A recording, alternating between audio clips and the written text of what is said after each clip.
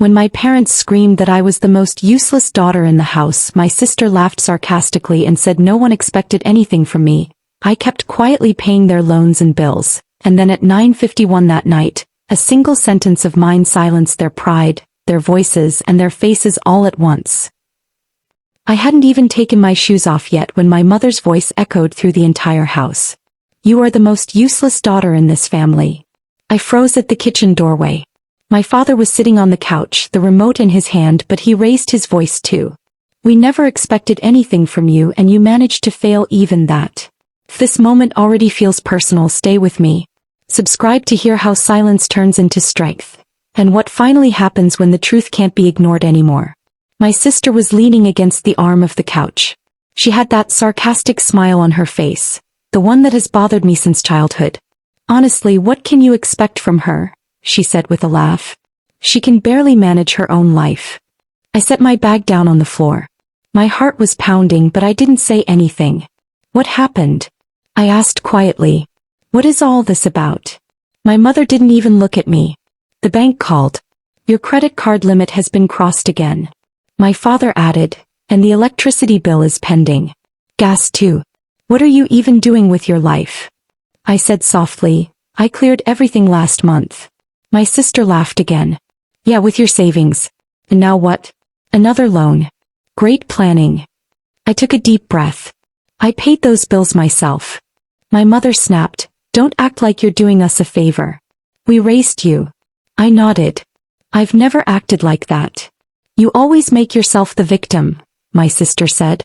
"Face reality. You're useless." The room went quiet. I glanced at the clock. 7:43. I could have said a lot. So much. But I didn't. I went straight to my bedroom, closed the door and sat on the bed. I took out my phone and opened my bank app. Credit card statement. Electricity. Gas. Internet. All paid. In my name. From my account.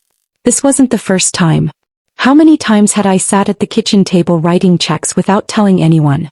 When my mother's card declined at Walmart while buying groceries, I would quietly swipe mine.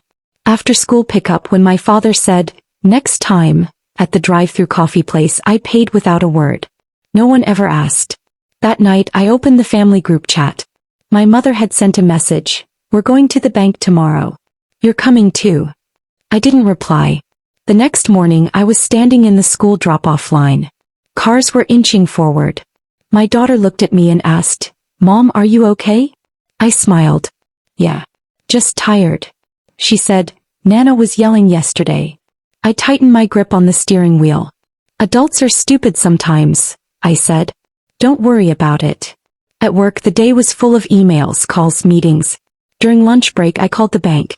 "Can you email me the full loan history?" I asked. "Sure, ma'am." That evening when I got home, my mother and sister were in the kitchen. "Where were you?" my mother asked. "Work," I said. My sister rolled her eyes. "Of course. Miss Independent." I opened the fridge, took out a bottle of water and said nothing. By the next week, everything was clear. Bank statements. Old loans.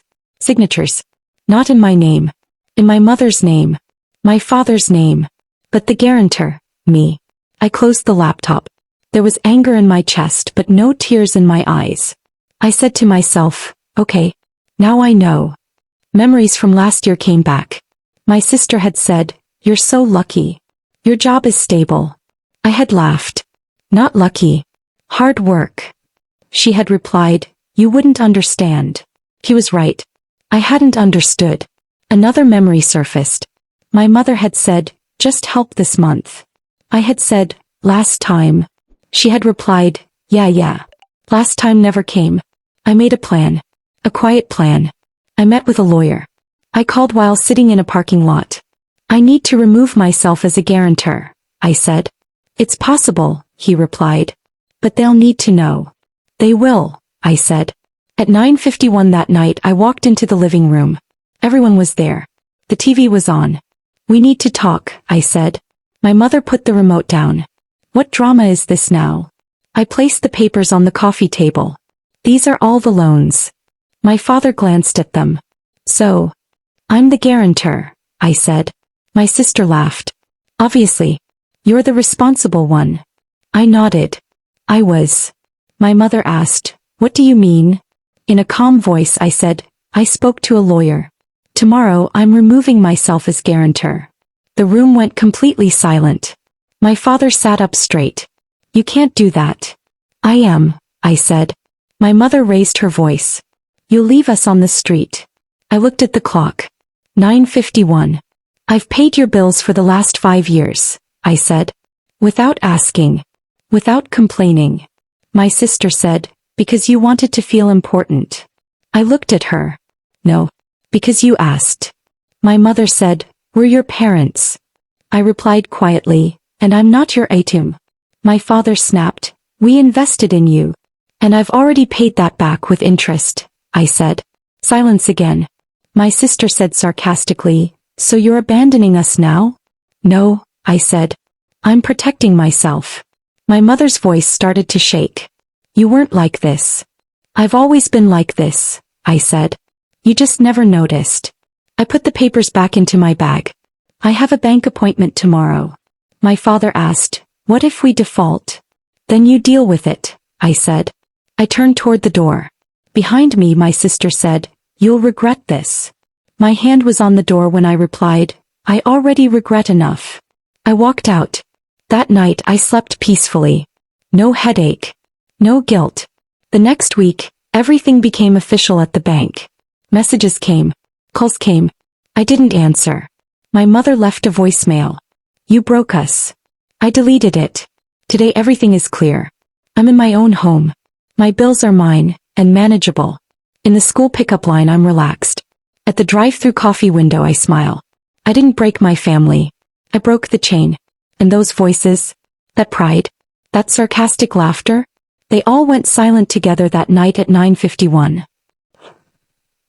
Thank you for staying with this story until the end. If it moved you, please take a moment to like the video and subscribe to the channel. Your support truly matters and helps these stories reach others who need them. I'm grateful you're here listening and sharing this journey with me.